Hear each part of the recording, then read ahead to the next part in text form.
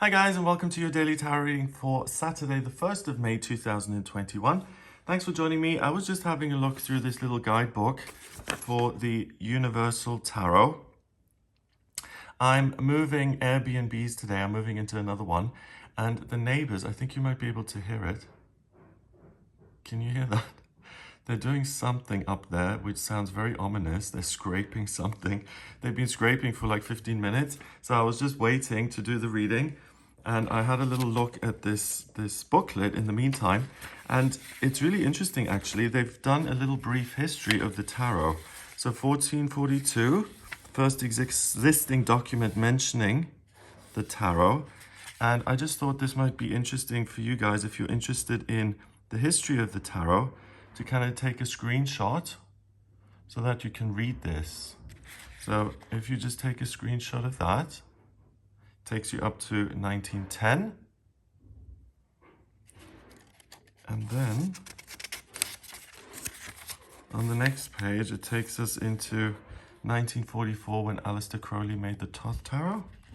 If you want to take a screenshot of that, you have a very brief history of the tarot.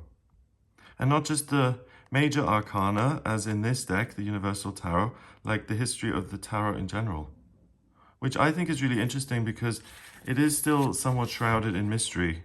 No one knows whether it's, here they say it originated in Egypt, but it first appeared in Italy. So, you know, which one is it? So there you go. All right, I'm gonna use this deck for today's reading, and I'm gonna choose 3 cards. Let's see what these cards have to say about Saturday, the 1st of May, and what energy is coming up for you. Let me just shuffle these a couple of times. Because there are only 21, these are kind of fun to shuffle. I can spread them out like this. Okay, it sounds like they've finished whatever they were doing up there. Right, okay.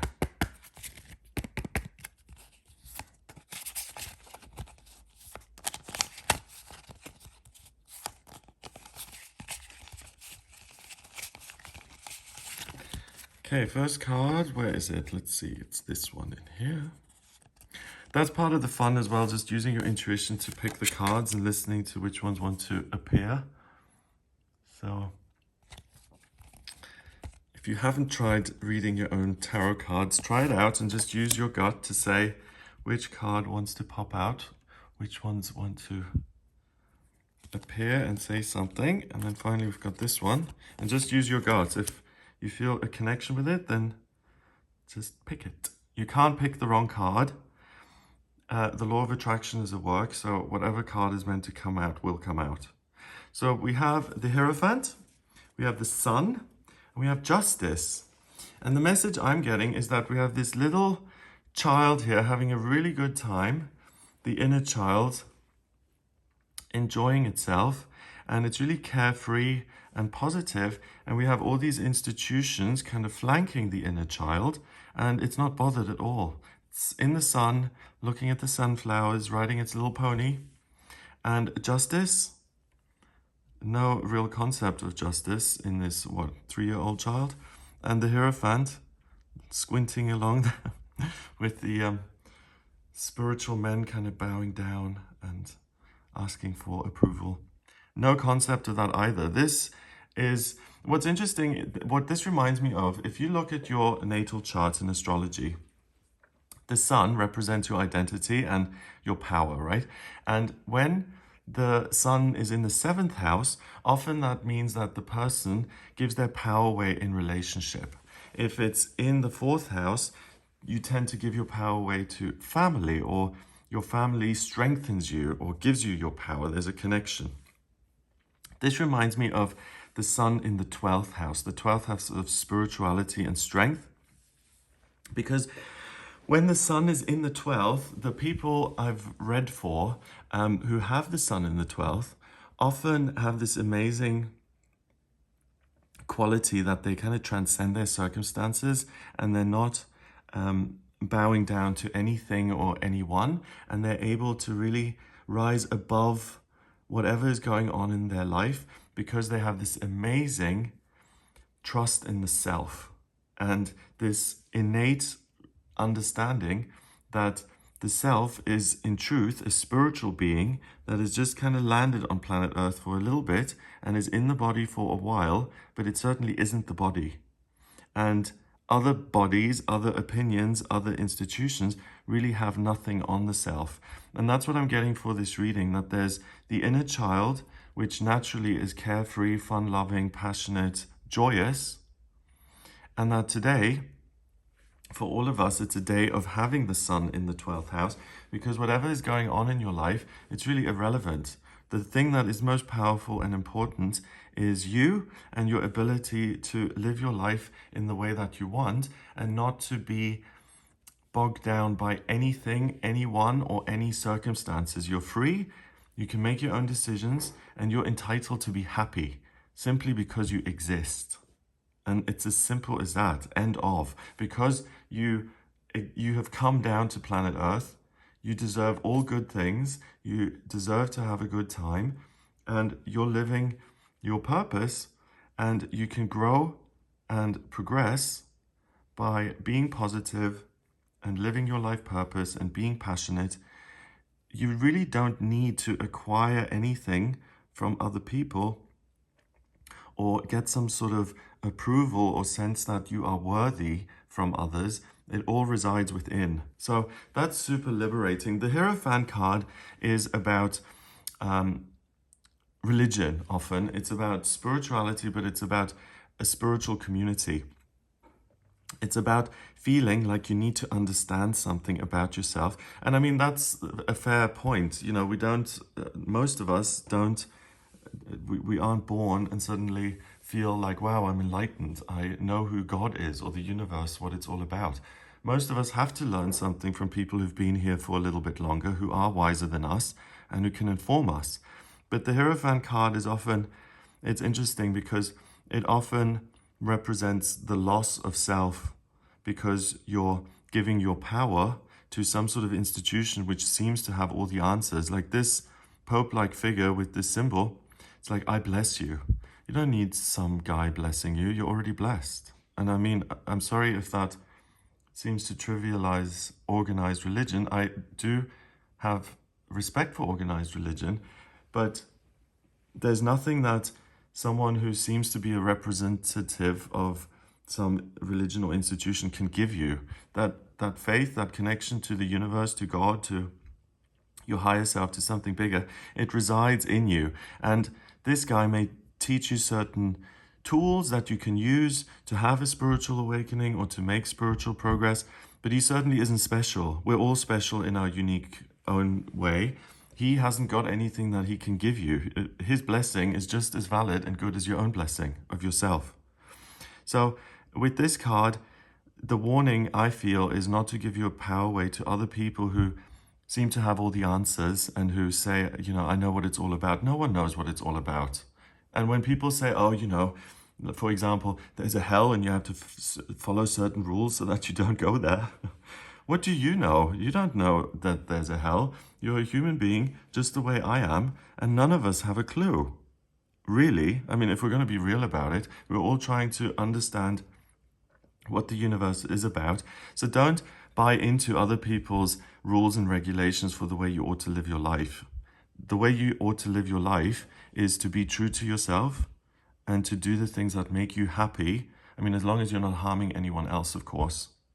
Remember, what you put out, you get back. So be happy, make a positive contribution to the world, and you'll get positivity back, ideally, you know? I don't know why I did this, because it doesn't always work that way. Sometimes you can make a great contribution and you get a load of nonsense back. But in truth, you know, the rule of thumb is that if fundamentally you're a positive influence, you're going to get more positivity back than negativity. And finally, justice. We've got this woman with a kind of Mona Lisa expression there. She's about making decisions, the rules, the law, implementing that. She is in control of society. She has a kind of fair view of what that ought to be, that people need to follow the rules and need to kind of fit in somehow if they want to be able to live their lives in harmony with other people. As in, you can't go around murdering people and stealing stuff, because that creates an imbalance, and that's where justice has to come in and, I don't know, exert some sort of punishment so that the balance is restored. Again, you're not in a position where you're really interested in taking away from other people. So this doesn't really apply in the sense that you need some sort of external parent figure to come in and say, good girl, bad girl, you have been really positive, so we're going to give you positive things, or you've committed a crime or behaved badly, so you need punishment so that, you know, the balance of society is recreated.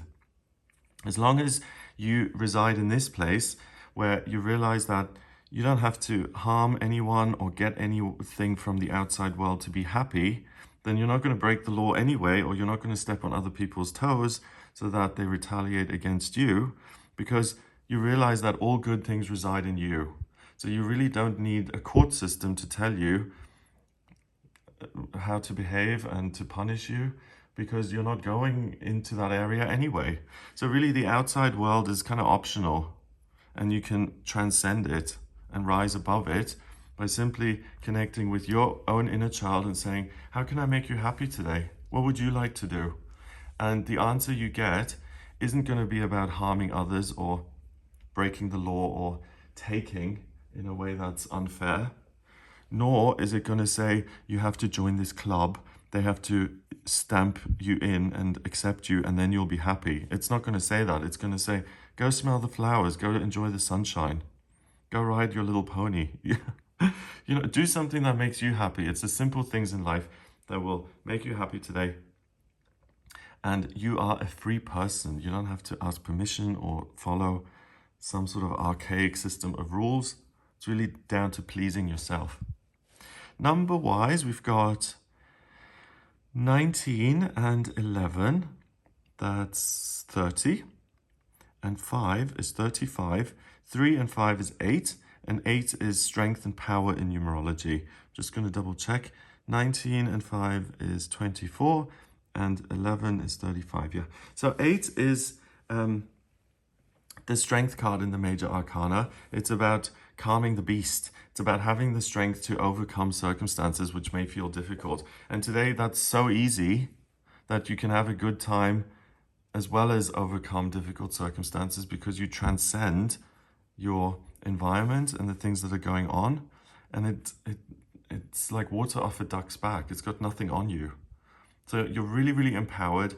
You're in touch with your inner child, and use this time and space to have the best day possible. You're really in your own little bubble. You're protected, you're strong, and nothing can bring you down.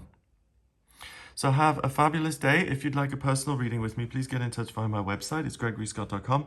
On the front page, click on book your reading to order your reading with me. If you like this video, please give it a thumbs up, hit subscribe, and share the video online.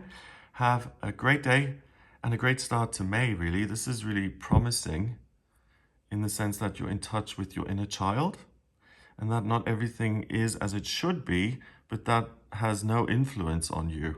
So it's acceptance of what is without the need to control or change, and that's freedom. So have a great day, and I'll speak to you tomorrow.